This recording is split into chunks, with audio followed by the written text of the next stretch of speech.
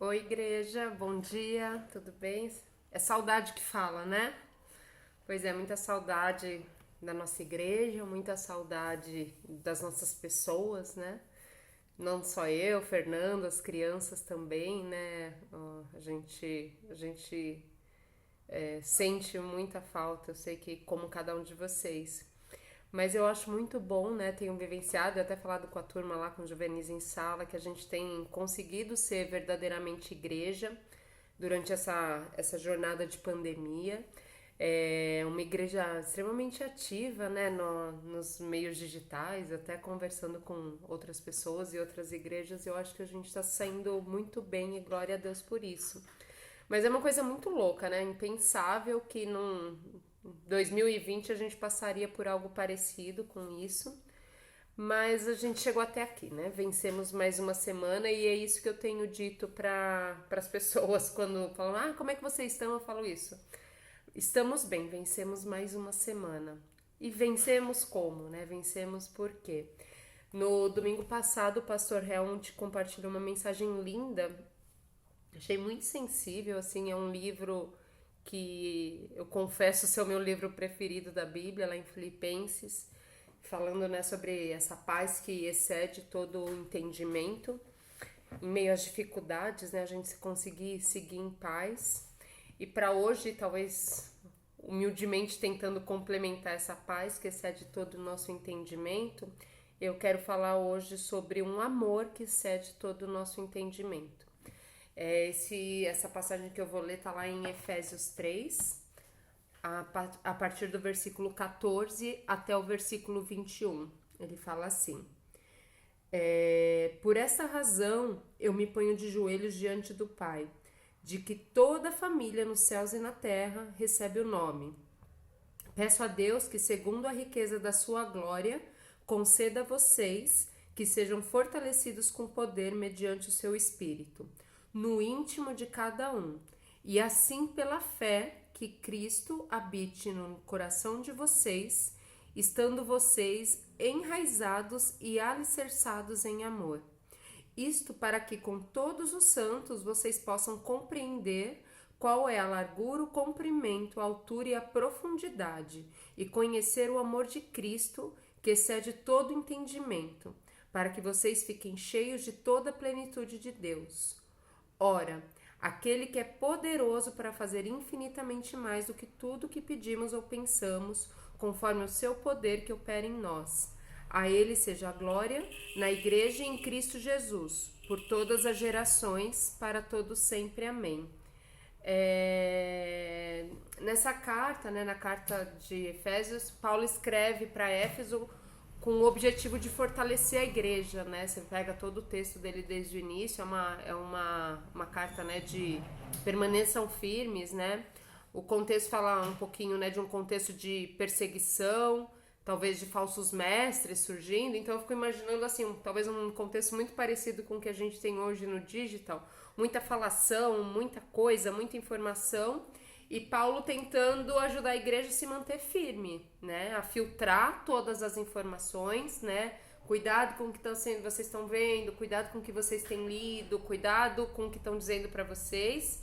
E eu acho que trazendo essa força de não perder o olhar no foco e no objetivo, que era lá na época em Éfeso, que sempre foi, que é hoje e que há de ser, que é o foco em Jesus. Eu vou voltar alguns pontos aqui nesse texto antes de chegar na parte que eu particularmente acho que é a parte mais linda, né, da passagem.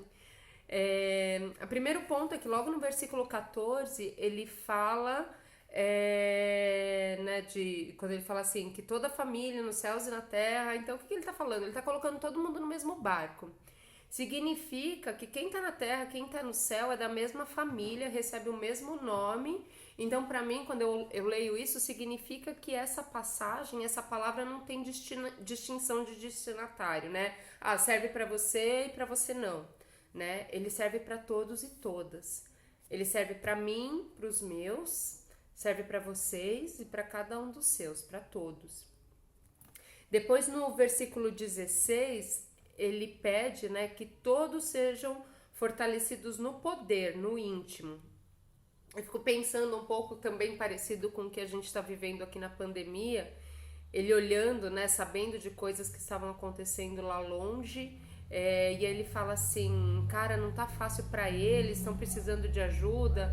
Então, às vezes a gente recebe, né, algumas notícias de amigos queridos, né, e dá uma vontade de correr lá para perto e abraçar e ajudar. Mas Paulo ele faz, né, além de mandar a carta, né, esse trabalho de aconselhamento, ele faz, acho que o que nós podemos fazer uns pelos outros, né, que é orar para que o Espírito nos fortaleça, né. Então, eu acho que esse é um segundo ponto que eu queria deixar, que a gente permaneça em oração uns pelos outros, né, que é a oração que tem sustentado cada um de nós, né.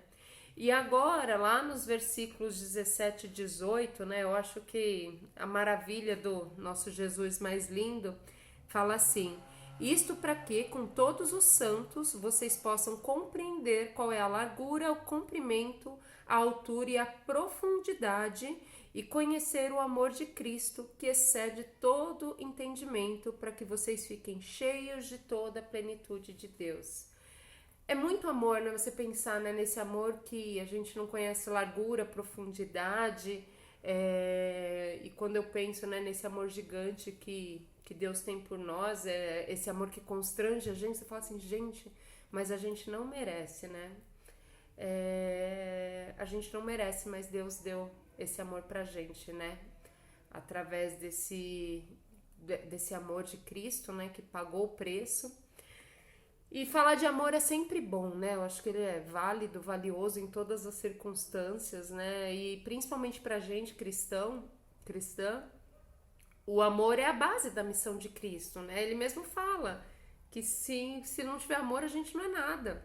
O que adianta você falar as coisas mais lindas, mas se não tiver amor, pra que serve, né?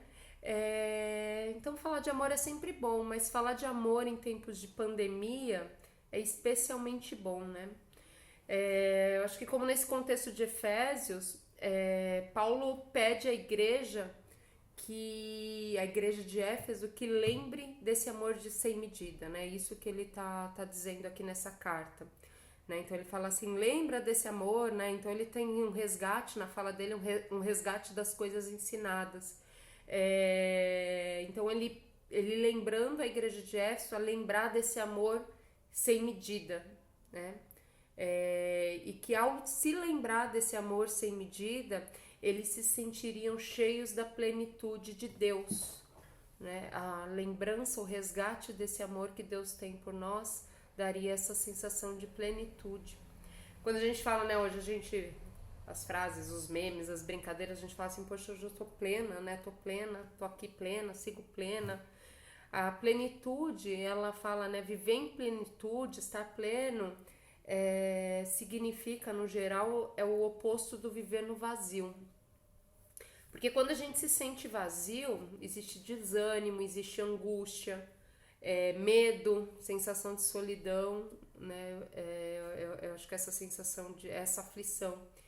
E sei lá, quem, né, joga a primeira pedra, quem não sentiu uma dessas coisas ou todas essas coisas durante esse tempo de pandemia, pelo menos um diazinho, né? Acho que todo mundo em algum momento passou ou tem passado, né, por essa sensação de vazio.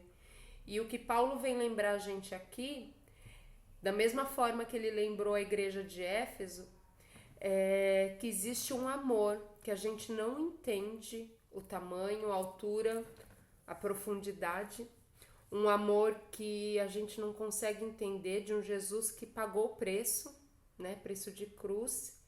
E dado que esse preço foi pago, o que o Senhor assegura pra gente está lá no versículo 20, que ele fala: ora, aquele que é poderoso para fazer infinitamente mais do que tudo que pedimos ou pensamos, conforme o seu poder que opera em todos nós, né?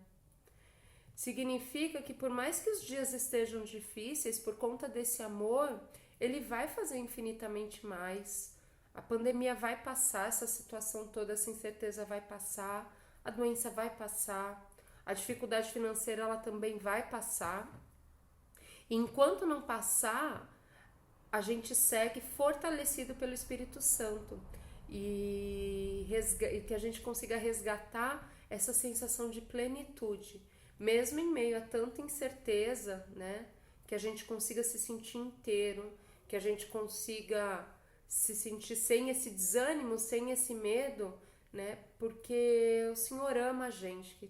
E eu sempre penso, quem vive embasado num amor tão grande, não tem espaço para essa angústia, para esse vazio. E Ele nos ama muito, tenho certeza disso. Ele nos sustenta em todo o tempo, em toda a dificuldade. Tá bom, igreja? Fiquem com a paz que excede todo entendimento. Creiam nesse amor que excede todo entendimento. E tudo isso vai passar. Em nome de Jesus. Amém? Fiquem com Deus, gente. Tchau, tchau.